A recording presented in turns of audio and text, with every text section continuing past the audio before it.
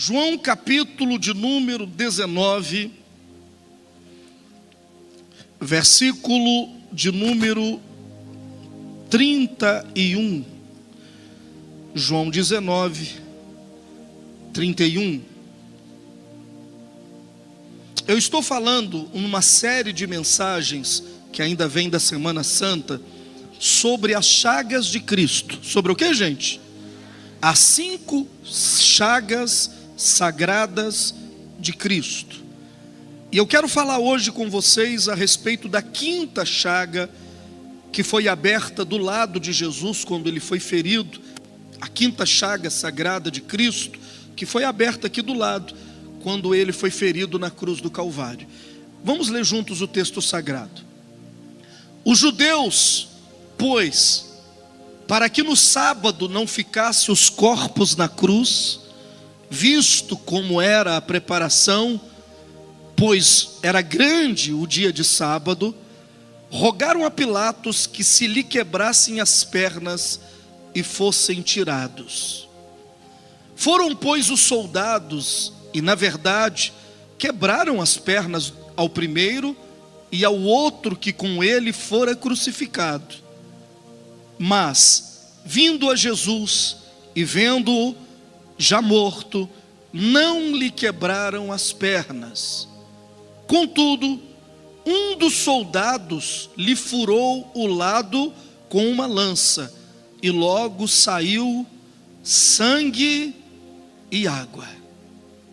E aquele que o viu testificou, e o seu testemunho é verdadeiro, e sabe que é verdade o que diz, para que também vós o creiais. Eu quero ler tudo de novo na linguagem de hoje, porque a leitura da palavra de Deus por si só, ela já nos santifica. Quem está aí? Olha para o irmão do lado e diga: você tem que ter o costume de ler a Bíblia Sagrada, ela é a palavra de Deus. Quem não lê Bíblia, simplesmente vai mudando os seus conceitos, vai morrendo, porque não está se alimentando da palavra de Deus. Então vamos ler. Talvez, eu estou lendo aqui esse texto sagrado, com pessoas que estão há 1 mês sem ler a Bíblia, e quer estar bem. Como é que você vai estar bem se você não lê a Bíblia? Como é que você vai estar espiritualmente tomando decisões corretas se você não está se aconselhando com a palavra de Deus? Então vamos ler de novo, por favor. Eu gostaria que todos lessem comigo. Eu vou ler na linguagem de hoje, que é a tradução mais simples que temos. Então os líderes dos judeus pediram a Pilatos que mandassem quebrar as pernas dos que tinham sido crucificados e mandassem tirá-los das cruzes. Pediram isso porque era sexta-feira e não queria que no sábado os corpos ainda estivessem nas cruzes. E aquele sábado era especialmente santo. Por quê? Porque era a Páscoa. Continue. Os soldados foram e quebraram as pernas do primeiro homem que tinha sido crucificado com Jesus. Depois quebraram as pernas do outro. Mas quando chegaram perto de Jesus, viram que ele já estava morto e não quebraram as suas pernas. Porém, um dos soldados furou o lado de Jesus com uma lança. No mesmo instante, saiu sangue e água. Quem viu isso, contou o que aconteceu, para que vocês também. Quem viu isso, contou o que aconteceu para que vocês também creiam. O que ele disse é verdade, e ele sabe que fala a verdade. Pode se sentar, por favor.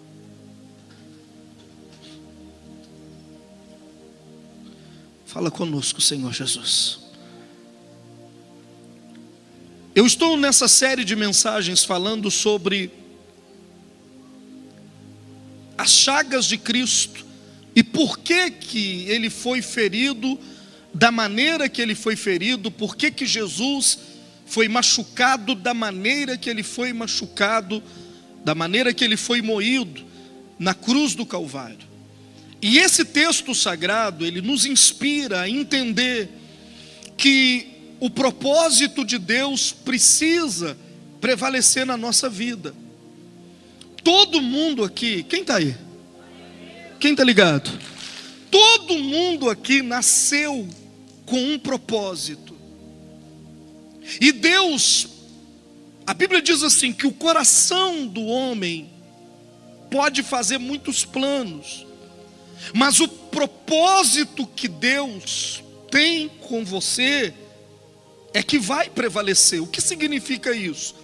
Que cada pessoa aqui, Deus criou ela com um propósito específico e claro. Eu estava falando na reunião da manhã que tudo que é criado com um propósito. Como assim, pastor? Por exemplo, para que serve esse microfone? Alguém sabe?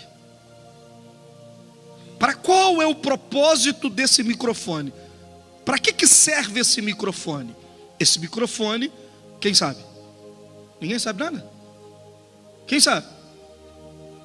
Para quê? Ele vai captar a minha voz. Esse microfone, ele vai captar a minha voz e vai ampliar com um amplificador que está aí em algum lugar a minha voz. Então ele capta a voz, joga lá para o amplificador e o amplificador joga nas caixas de som e você consegue me ouvir. Qual é o propósito do microfone?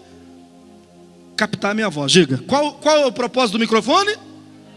Eu vou falar baixinho isso, olha, captar a voz. Qual o propósito do microfone? Captar a voz. Então esse é o propósito dele. Agora preste bem. Imagine que esse microfone crie vida própria, crie sua própria vida, e ele cisme que ele é um martelo. E aí, como um martelo, ele começa a bater prego na parede. Quando ele bater prego na parede, o que vai acontecer com esse microfone? Ele vai quebrar. Agora, quando ele quebrar, porque ele está fora do propósito dele, batendo prego na parede, e ele quebrar, você gastaria 500, 600, 700 reais para consertar esse microfone? Sim ou não? Claro que não. Ele está fazendo um negócio errado, ele bateu prego na parede, quebrou. Eu vou gastar 500 reais para consertar ele, para ele ir lá fazer tudo errado de novo? Eu não vou. Assim é Deus. Quando você está fazendo algo que está fora do propósito de Deus, se não acontecer nada, deu bom. Mas se acontecer alguma coisa, você está sozinho. Porque Deus não vai te consertar. Pastor, eu bebo uma cachaça terrível, mas nunca me deu nada. Eu estou bem, eu estou legal. Mas se um dia der a cirrose em você e começar a comer o seu, como é que chama? Começar a comer o seu fígado, aí você vem na igreja e fala, pastor, pelo amor de Deus, ora para mim, para Jesus me curar. Sabe o que Jesus vai falar com você?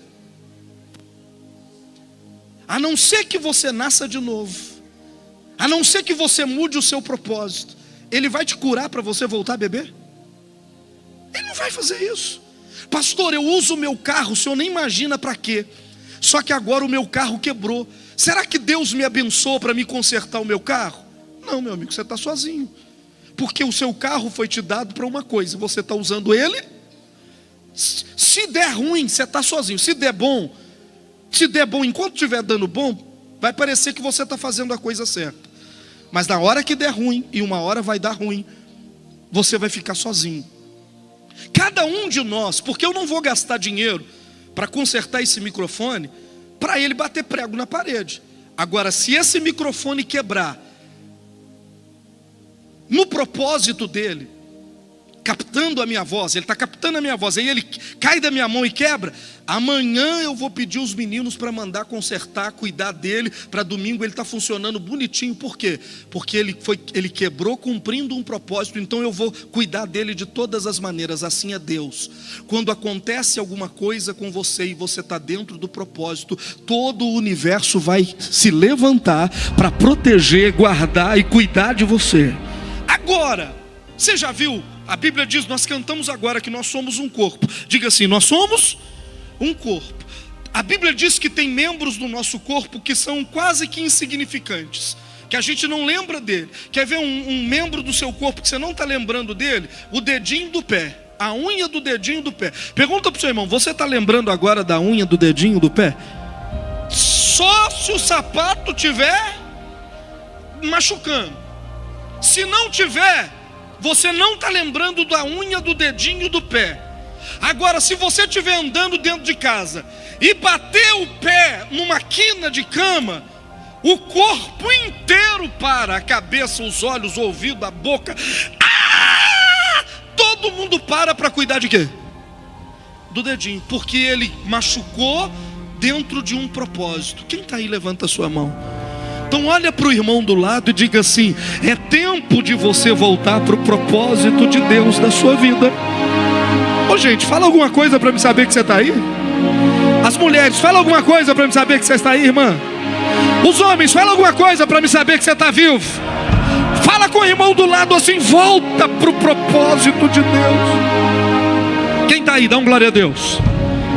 Quando Deus te criou, Ele já colocou, Ele fez uma conta bancária para você. Pega na mão do irmão e diga assim: quando Deus te criou, Ele fez uma conta bancária para você. Pergunta para ele: quantos zeros tem nessa conta bancária depositada? Se tiver um zero é 10 reais. Se tiver 2 zeros é 100. Se tiver 3 zeros é 1000. Se tiver 4 zeros é 100 mil. Se tiver 5 zeros é 1 milhão. Se tiver 6 zeros é 10 milhões. Se tiver 7 zeros é 100 milhões. Se tiver 8 zeros, fala com o seu irmão: a conta já está feita e o dinheiro já está depositado. Ô gente, reaja aí, pelo amor de Deus. Deus já fez a conta e o dinheiro está depositado. Só que se você, baixinho, João, você só pode sacar se você estiver no propósito. Porque essa conta é para dar manutenção no seu propósito. Essa conta é para você viajar para onde Deus já planejou que você vai viajar. Quem está entendendo, dá um glória a Deus. Então, nós precisamos ter o cuidado para não estar fazendo alguma coisa fora do nosso. Porque se eu fizer alguma coisa fora do meu propósito, Deus vai falar: você vai, mas você vai sozinho. Quando Cristo foi moído na cruz do Calvário, Ele foi moído para te dar uma oportunidade de cumprir o seu propósito na terra, para tirar de você todas as dificuldades que atrapalham você de cumprir o seu propósito. A Bíblia diz em Isaías 53 que Ele foi moído por causa das nossas iniquidades. O que significa isso? Quando Jesus foi para a cruz do Calvário, irmãos, eles pegaram um chicote. Na ponta do chicote tinha pedaços de chumbo e pedaços de ossos de chifre de boi. E eles foram batendo em Jesus. Não havia lugar no corpo de Jesus que eles não bateram. Sabe o que eles fizeram? Quando você já comeu carne moída, não já? Quando você pega um pedaço de carne, joga na moedura e ele vai saindo dilacerado. Então o que eles fizeram com Jesus foi bater.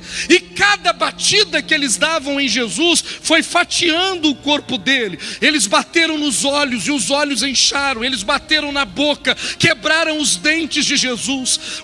A boca dele, aquilo ali é pouco, você não está vendo nada. A boca dele ficou ensanguentada, os olhos estavam inchados e ele não conseguia enxergar. A cabeça rasgada, o peito, o chicote batia no peito. E quando batia, Hernando, saía carne, saía sangue, saía pele, e foi fatiando o corpo de Jesus, e o corpo de Jesus foi moendo. Por quê? Porque Deus precisava castigar alguém no seu lugar. Esse castigo era para você, esse castigo era para você enfrentar, porque você não é flor que se cheira. Você faz coisas e pensa coisas que é digno daquilo que Jesus passou, mas Jesus, em vez de deixar você passar, Ele disse: Pai, eu vou sofrer no lugar deles. E a Bíblia diz que verdadeiramente Ele foi ferido pelas nossas iniquidades, e verdadeiramente Ele tomou sobre si as nossas enfermidades e as nossas dores levou sobre si, e pelas suas pisaduras. O que são pisaduras? Todos os machucados que estão em Jesus, todos esses machucados, Jesus pegou o câncer, Jesus pegou, o Espírito Santo veio em Lafayette.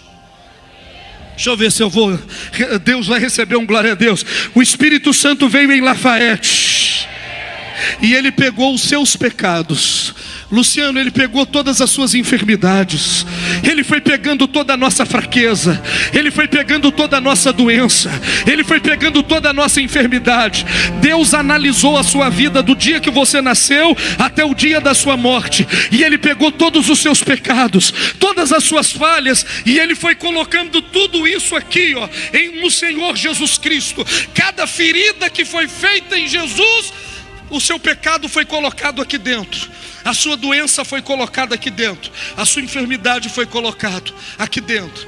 E a Bíblia diz assim: pelas suas pisaduras fomos sarados. Como é que eu sou curado hoje?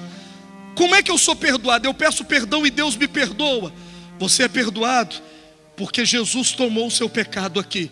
Então essa dor não era apenas a dor da chicote, era a dor do seu pecado, era a dor da sua falha, era a dor de toda a sua vida errada, sua e da sua família, estava sobre o Senhor Jesus. E Ele recebeu 5 feridas, que foram 5 feridas que tinham um propósito. Quando Ele foi levado para a cruz do Calvário, depois de sofrer, ter o corpo fatiado, e Ele carregar os nossos pecados, e Ele carregar as nossas falhas, porque a Bíblia diz, irmãos, que o cair é do homem, e o levantar pertence a Deus. Caia o justo 1000 vezes, e por causa de Cristo 1000 vezes Deus o levantará. Deixa eu te falar, tem jeito para sua família. Sabe quando Jó, você já ouviu falar a história de Jó? Quando Jó viu 10 caixões saindo da sua casa, os seus 10 filhos mortos, a sua esposa amaldiçoá-lo, e ele com o corpo podre, cheio de feridas da cabeça até os pés, sabe o que Jó disse? Quem dera eu tivesse um sacerdote que intercedesse por mim. Jó não tinha alguém para interceder por ele, para levar o castigo dele, para curar ele. Ele não tinha ninguém porque Jesus não tinha morrido na cruz. Mas você tem sacerdote, e Ele está sentado à direita de Deus Pai agora, para interceder por você. Quem está aí, pelo amor de Deus, fala alguma coisa, crente. Quem pode falar alguma coisa, fala, dá um glória a Deus. Ele tomou as nossas falhas, os nossos pecados, e Ele sofreu 5 feridas, no pé direito, no pé esquerdo. Quando eles colocaram Jesus na cruz do Calvário, que eles penduraram Ele, o pé dele tinha que ficar preso aqui, ó, na cruz. Então eles vieram com um cravo, com um prego, maior do que esse microfone, mais ou menos 25 centímetros. E eles colocaram o pé dele aqui. E o cravo tinha que atravessar o pé direito, o pé esquerdo, tinha que atravessar a madeira e ficar preso do outro lado. Dá para você imaginar que dor é essa? Você já pisou no prego? Prego desse tamanhozinho, quem já pisou? Como é que você fica quando pisa? Quando pisou?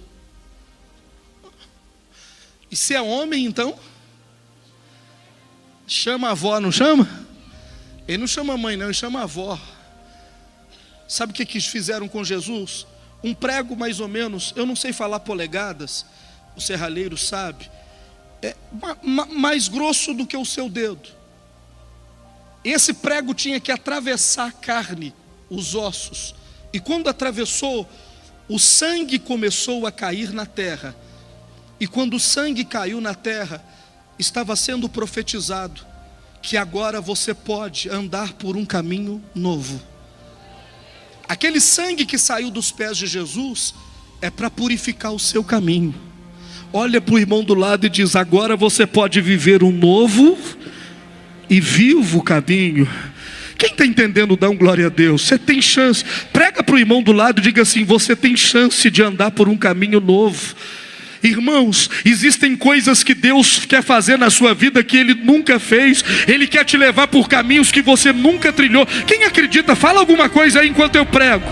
Tem gente pentecostal que acredita no Espírito Santo aqui? Então dá um glória a Deus. Ele tem um novo caminho. Você esse ano ainda vai andar por caminhos que você jamais imaginou, porque Cristo foi ferido nos pés para que você ande numa estrada reta nossas veredas. Dá um glória a Deus aí. Ei, pastor, eu não consigo andar direito. Clama pelo sangue que saiu dos pés de Jesus. Pastor, eu não estou conseguindo andar direito, eu quero andar, e de repente, clama pelo sangue, pelo benefício do sangue da chaga dos pés de Jesus, que você vai ver se você anda ou se você não anda. Ele vai endireitar os seus caminhos. Quem está aí, dá um glória a Deus. Mas ele não foi ferido só nos pés, ele também foi ferido na sua mão direita. Quando ele foi ferido na mão direita, o prego não entrou na palma da mão, o prego entrou aqui, ó, como é que chama isso aqui? No pulso. Porque se entrasse aqui na carne, quando o peso do corpo viesse para frente, iria rasgar a mão. Então eles pregavam aqui no pulso, para que quando viesse o arranco, aquele arranco do corpo vindo para frente, o prego fosse descendo e parasse na palma da mão. A chaga da mão direita de Cristo foi feita, está escrito no livro de Provérbios, que essa chaga da mão direita foi feita para que você tenha vida longa. Pastor, qual que é o benefício da chaga da mão direita? Deus vai dar vida longa para você. Olha para o irmão e diga assim: os seus projetos vai durar muito tempo. Fala com ele. Oh meu Deus, quem está aí, dá um glória a Deus. A chaga da mão direita é para fazer com que as coisas não acabem rápido na sua vida. É para fazer com que a sua alegria permaneça. É para falar: pastor, mas a minha vida não dura, as coisas não duram. Clama pela chaga da mão direita, porque você vai ter vida longa. Quem pode abrir a mão assim, ó, bem, abre assim e diga: Jesus, me dá vida longa. Quando ele a mão dele foi rasgada, o sangue que saiu da mão direita é para fazer os seus projetos durarem. Fala com o seu irmão: você não vai ter fogo de palha na sua vida. Ô irmão, tem 36, 7, 8 anos que eu sentei aí para tomar uma santa ceia pela primeira vez, e eu nunca mais parei, porque na minha ignorância eu me apaixonei com Jesus. Eu me apaixonei com aquilo que Jesus fez, e todo dia, desde então, eu oro para que o sangue de Jesus derramado na cruz do Calvário não seja em vão. Na minha vida ele não pode ser em vão. Ele tem que consertar os meus caminhos, e ele precisa me dar vida longa. Eu não nasci para ser temporário. Eu não nasci para ficar um tempo e depois desaparecer. Eu nasci para viver a eternidade com Cristo Jesus. Quem nasceu assim, levanta a mão e dá um glória a Deus. Diga assim: na sua mão direita, vida longa. Então prega para o irmão e diga: o teu casamento vai ter vida longa, a tua saúde vai ter vida longa. Diga: seus filhos não vão morrer cedo, a sua família vai ter vida longa. As feridas da mão direita é para trazer vida longa. Mas ele também foi ferido aonde? Na mão esquerda.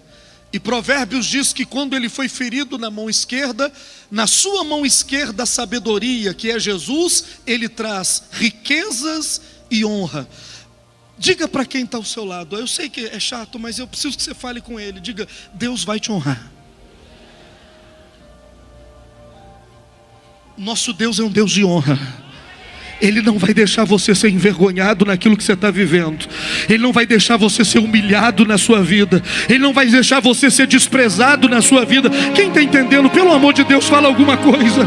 Você vai vencer se você clamar pelos benefícios da cruz. Os benefícios da cruz é um novo caminho, é vida longa, é riquezas e honra. Quem me entende? Fala alguma coisa, pelo amor de Deus. Pastor, o que o senhor está dizendo? Tudo isso é benefício. É o quê? O que é um benefício? Eu estou falando isso todo dia. Na pandemia teve o auxílio emergencial. Era um benefício que o governo federal deu para todos os cidadãos que precisavam daquele benefício. Eu não peguei. E olha que eu precisava, estava numa emergência feia, né? Eu não peguei. Pergunta para o seu irmão: você pegou? Tem gente que pegou e agora está apertado, porque não precisava pegar. E pegou, e se o governo descobrir, você tem que devolver. Auxílio emergencial era um benefício. Era o quê? Estava à disposição. Algumas pessoas pegaram, outras não. Existe um benefício hoje do Bolsa Família. Umas pessoas precisam, pega. Você pega, Vinícius? Bolsa Família? Não, é um benefício, você tem direito de pegar, mas você não pega porque você não precisa, é benefício. Tudo que Jesus fez na cruz são benefícios. Eu vou dizer de novo, tudo que Jesus fez na cruz são benefícios. Para valer na sua vida, você tem que pegar, você tem que clamar por Ele, você tem que pedir a Ele que esses benefícios entrem na sua vida, entre no seu corpo, entre no seu caminho, entre na sua família. Quem está me entendendo, dá um glória a Deus. São benefícios. Esses 4 benefícios. O dos pés foi para nos dar um caminho novo, o da mão direita para dar vida longa, da mão esquerda para trazer riquezas e principalmente para você não mais ser envergonhado. Olha para mim, é triste ser desonrado, não é verdade? É triste você passar por vergonha, ser humilhado, mas se você clamar pelo sangue que saiu da mão esquerda de Jesus, Ele vai te honrar. Ele vai te honrar na situação que você está enfrentando, Ele vai te honrar. Mas Ele não teve só essas 4 feridas. Ele teve uma 5ª ferida, que foi a ferida feita onde? Aqui do lado. Essa ferida foi aquela que nós lemos agora. A Bíblia diz que quando Ele foi pendurado, crucificado, Ele foi crucificado por volta de meio-dia. E 3 da tarde, Ele olhou para Deus, para o Pai e disse: Pai, em tuas mãos entrego o meu espírito. E Ele expirou, Ele saiu de dentro do corpo. Jesus era tão santo e tão poderoso, que se Ele não tivesse saído de dentro do corpo, Ele estava vivo até hoje, porque a morte não tinha poder sobre Ele. A Bíblia diz que Ele expirou, Ele saiu de dentro do corpo. Faz assim, ó. Ele saiu de dentro do corpo e 3 horas Ele morreu. Mas os anciãos, os sacerdotes que estavam lá, eles, com medo de Jesus ainda não ter morrido, eles pediram os romanos que quebrassem as pernas dos 3 homens que tinham sido crucificados. Tinha 3 cruzes, a cruz do meio era Jesus, a direita e a esquerda tinha 2 ladrões. E eles pegaram uma marreta, e olha que covardia que eles faziam, a tortura. Eles pegaram a marreta e bateram nos joelhos dos condenados para quebrar o joelho. Quando quebrava o joelho, o corpo baixava. Quando o corpo baixava, o corpo pressionava os pulmões e eles não conseguiam mais respirar. Então eles morriam, a morte era mais rápida. Por que eles fizeram isso? Porque era Páscoa, era início da Páscoa e iria começar o sábado. O sábado ia começar à tarde, porque para os judeus o sábado começa na sexta-feira à tarde. Então eles não queriam que o corpo ficasse no sábado na cruz, então eles pediram para quebrar as pernas dos condenados, para que eles morressem e eles fossem tirados da cruz. Mas quando eles chegaram em Jesus, a Bíblia diz que Jesus não estava mais vivo, Ele já tinha morrido. Mas um soldado, um legionário, chamado Longinos, repete comigo? Longinos. Esse legendário chamado Longinos, ele era um velho soldado, que participava de todas as crucificações e tortura. Ele bateu o prego em Jesus, foi ele quem bateu os pregos nos pés, bateu o prego nas mãos, ele participou de toda a tortura de Jesus. E ele, com medo de Jesus não ter morrido, ele pegou uma lança, Longinos pegou uma lança. Você já ouviu falar desse soldado? Ele pegou uma lança que é chamada de lança do destino. Até hoje a ponta dessa lança existe, ela é guardada. Ele pegou essa lança e ele enfiou ela aqui do lado em Jesus. Quando ele enfiou ela aqui do lado de Soedno em Jesus, saiu de dentro de Jesus como uma fonte, saiu sangue e água. Agora não saiu, porque o sangue, a gente estava conversando, o sangue é viscoso. Se alguém entra com uma lança no seu corpo, o sangue não jorra, o sangue simplesmente vai escorrendo. Mas em Jesus a Bíblia diz que foi como uma fonte, saiu de dentro dele, do lado dele, saiu o sangue e a água e caiu sobre Longinos. Longinos já não enxergava direito, mas quando o sangue e a água caiu sobre ele, a visão dele se abriu. E esse mesmo Longinos, você já ouviu falar de São Longuinho? Quem já ouviu falar de São Longuinho? Então era o Longinos. Esse São Longuinho, que é o Longinos, é o mesmo homem, presta atenção, o mesmo homem que crucificou Jesus, o mesmo homem que torturou Jesus. Quando ele feriu Jesus do lado, e o sangue e a água caiu sobre ele, ele saiu da cruz e começou a falar verdadeiramente: esse é filho de Deus. Sabe o que aconteceu com ele? O mesmo homem que estava torturando Jesus, agora começou a pregar Jesus. Ele virou um santo. Ele foi considerado um santo, um homem santo. Pastor, mas como é que pode? Não, só está errado. Como é que pode um homem que estava num momento torturando Jesus, no outro momento ele está pregando Jesus? Sabe por quê? Porque aquele golpe que deram do lado de Jesus simboliza o novo nascimento. O que é o novo nascimento? Quando o sangue e a água caiu sobre Longinos, ele nasceu de novo. Irmãos, nascer de novo é uma obrigação de todos nós. Quem aqui não nasceu de novo, você vai tentar e vai desistir uma hora. Não é porque as coisas são ruins, não é porque... Você não sabe o que é a igreja ruim, não. Eu já vivi igreja que não tinha som, que não tinha teto, que não tinha nada, e eu estava lá. Eu já vivi situações que você não possa imaginar. A Lídia está ali, ela é de uma época que a gente viveu, há de 20, 25 anos atrás, em que não havia nada, mas a gente servia Jesus. Sabe por quê? A gente nasceu de novo. Sabe o que é nascer de novo? Nascer de novo é quando Deus mata esse velho homem e nasce uma nova pessoa. Longinos morreu. Aquele Longinos torturador, ele morreu e nasceu uma pessoa nova, nasceu um novo homem. Aquele novo homem que nasceu, ele começou a falar de Jesus por toda parte, ele começou a pregar Jesus por toda parte. As pessoas diziam: mas você não chicoteou Jesus ontem? Ele falou: aquele homem morreu, aquele homem não existe mais. Eu estou dizendo que Deus vai provocar em você um novo nascimento. Quem está aí, pelo amor de Deus, fala alguma coisa. Olha só, quando uma pessoa nasce de novo, se ela não nasce de novo, ela vai lutar para ser uma boa pessoa. Mas vai chegar uma hora que, se você mexer com ela, se você enfesar ela, o velho homem que está dentro dela faz o quê? Ele aparece. Então está cheio de gente aqui assim, que ele veio para a igreja, ele ama Jesus. Olha só, eu vou te contar a história de um homem, nós vamos tomar a Santa Ceia. Eu vou ler um texto com você que fala exatamente disso. João capítulo de número 3, por favor. João capítulo de número 3. E havia entre os fariseus um homem chamado Nicodemos, príncipe dos judeus. Este foi ter de noite com Jesus e disse-lhe: Rabi, diga comigo, Rabi, bem sabemos que és mestre, vindo de Deus, porque ninguém pode fazer estes sinais que tu fazes se Deus não for com ele. Ei, olha para mim.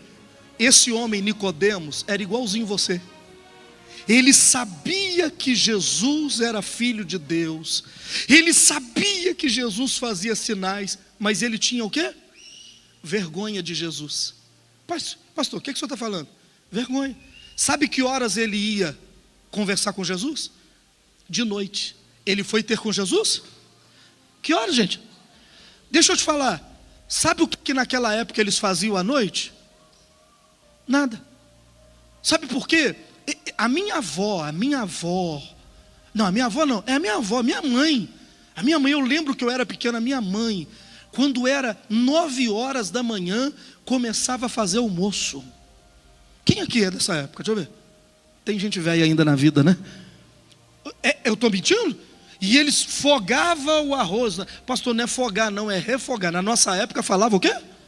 É fogar o arroz. E o arroz de vocês hoje não tem cheiro. Fala com as irmãs do lado aí. Seu arroz não tem cheiro. Porque deixa eu te falar, para fazer arroz naquela época, não fazia com óleo, fazia com gordura. Então eles punham gordura. E eu lembro da minha mãe fazer eu descascar alho, fazer eu amassar o alho. Aí eu amassava o alho, ela esquentava a panela. Hoje você joga o negócio com a panela fria. Tinha que esquentar a água, punha uma leiteira fervendo no fogão de lenha, ficava lá uma panela com água fervendo, aí colocava a panela, julgava a gordura e julgava o alho e deixava o alho esturrar, que dava aquele cheiro de alho. Aí quando fogava o arroz, que você fala refogar, mas naquela época era o quê? Meu amigo, quando o negócio caía lá, aí quando você julgava a água, aí lá na rua já sabia, está fazendo almoço. Quem é dessa época? Deixa eu ver. E quando era por volta de que horas? 4 da tarde, 4:30 da tarde, era hora de quê? De quê, gente? Quem jantou 4 horas? Deixa eu ver. Jantou, Soed? 4 horas da tarde era a hora da janta. Pastor, o senhor está ficando doido. Sabe por quê? Porque naquela época não se fazia nada à noite. Na época de Jesus não tinha nem luz elétrica, irmão. Se na época dos nossos pais já era assim, 4 da tarde eles... E aí funcionava assim, ó. Aí quando dava 6 horas, 6:30, já encostava na cama. Eu estou mentindo? Já encostava. Aí tinha a primeira madorna. Pergunta para o seu irmão, você sabe o que é isso? Já tinha a primeira madorna. A primeira madorna era de mais ou menos umas 4 horas. 4h30. Eles dormiam. Quando era por volta de 11:30, meia-noite, acordava todo mundo. E o fogão, tinha lá o fogão que ficava com o fogo aceso. Aí eles tinham uma mente clara, eles começavam a planejar, conversar. Primeiro sono, chamava de primeiro sono. Ô, gente, eu estou sabendo das coisas. Por que você acha que os antigos tinham muito filho? Sem televisão. Dava a primeira dormida. Quando acordava,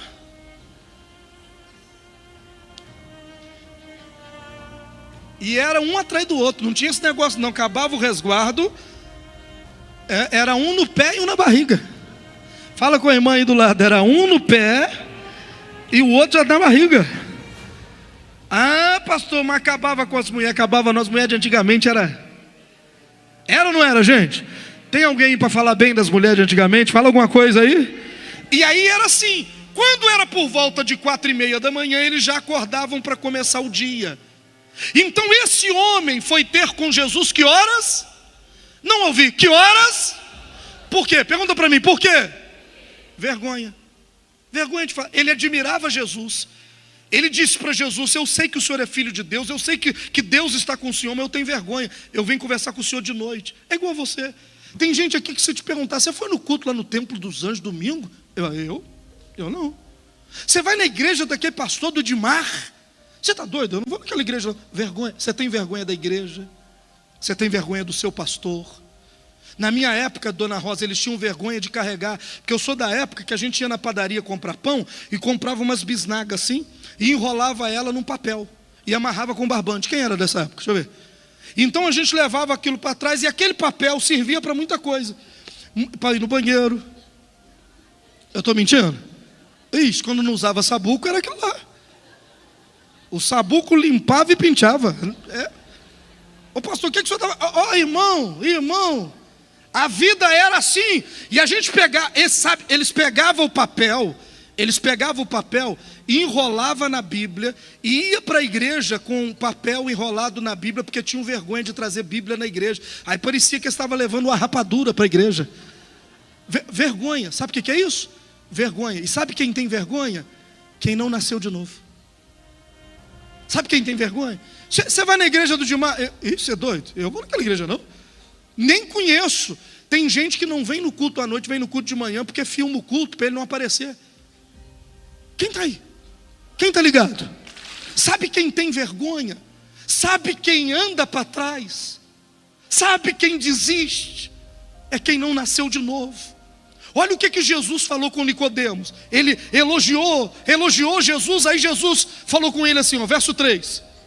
Jesus respondeu e disse-lhe, na verdade te digo, que aquele que não nascer de novo, não pode ver o reino de Deus. Quem não nasceu de novo, irmão, até tenta.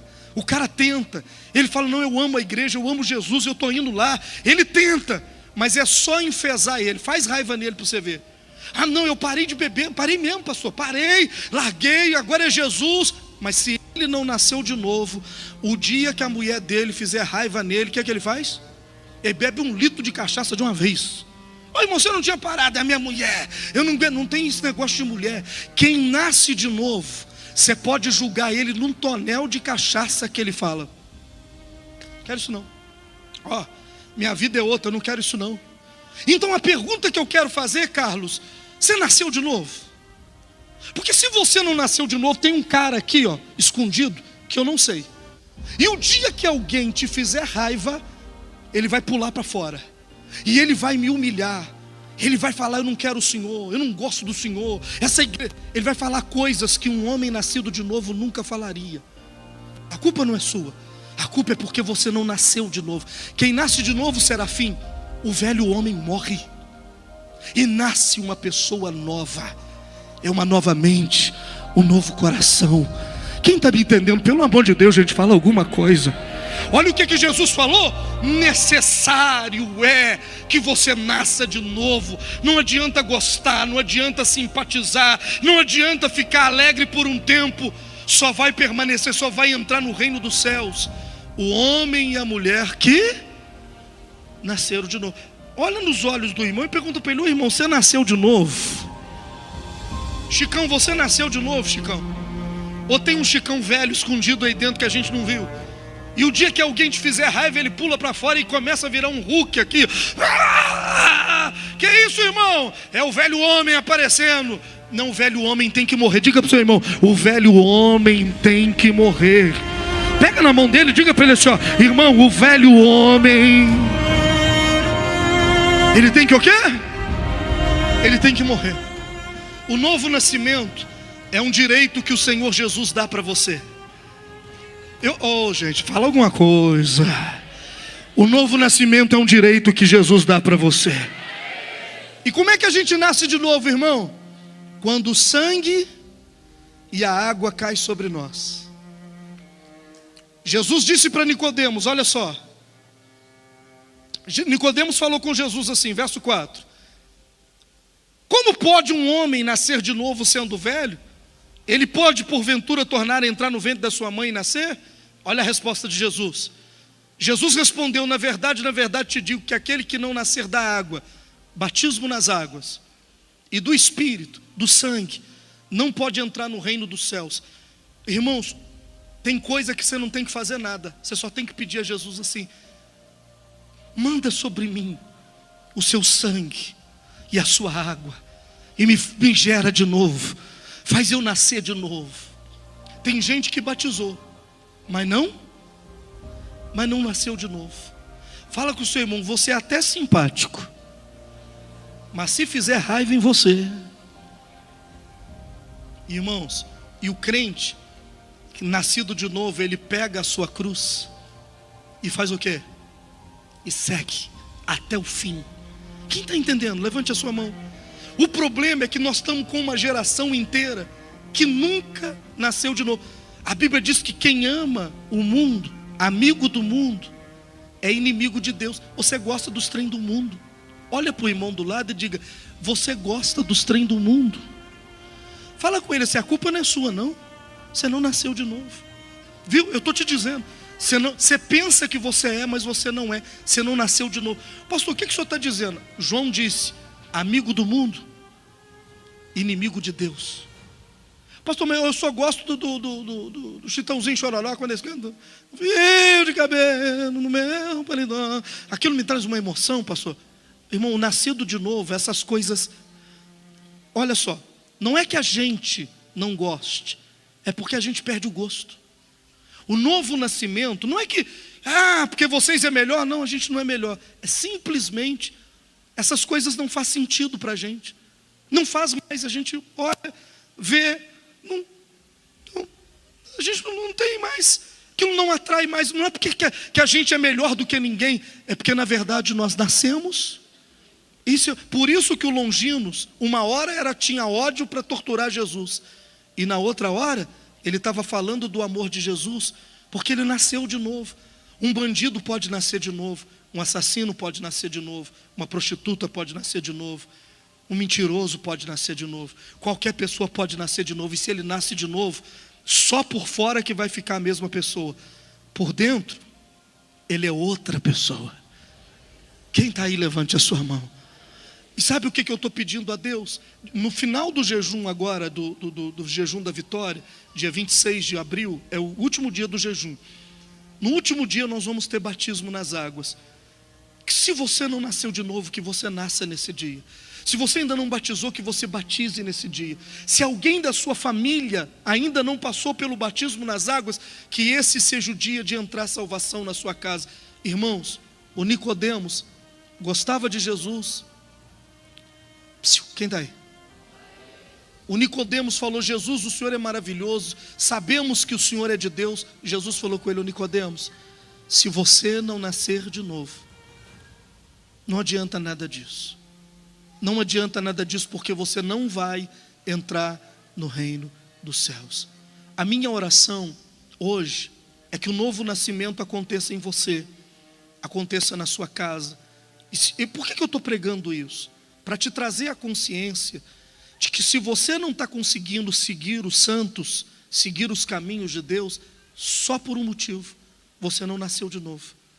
Você não teve uma experiência real com Jesus.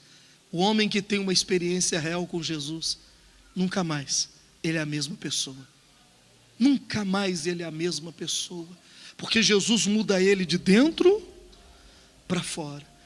E você nem vê a mudança, porque ela acontece lá no interior. Eu oro todo dia: Deus, tira de mim a arrogância, tira de mim a soberba, tira de mim a vaidade, porque isso aí, é que corrói, é a podridão que corrói as pessoas. Vaidade, arrogância, soberba, tira de mim, meu Deus. Eu digo: Deus, não me deixa ser isso, não me deixa. Eu tenho que, Paulo disse assim, dos pecadores, eu sou o principal. Ele estava se diminuindo, ele estava dizendo assim, eu que mais preciso de Jesus nesse lugar.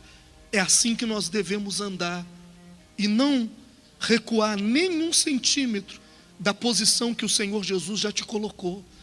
Recuar é dizer para Satanás: porque o diabo, o que ele mais tem é o que, gente?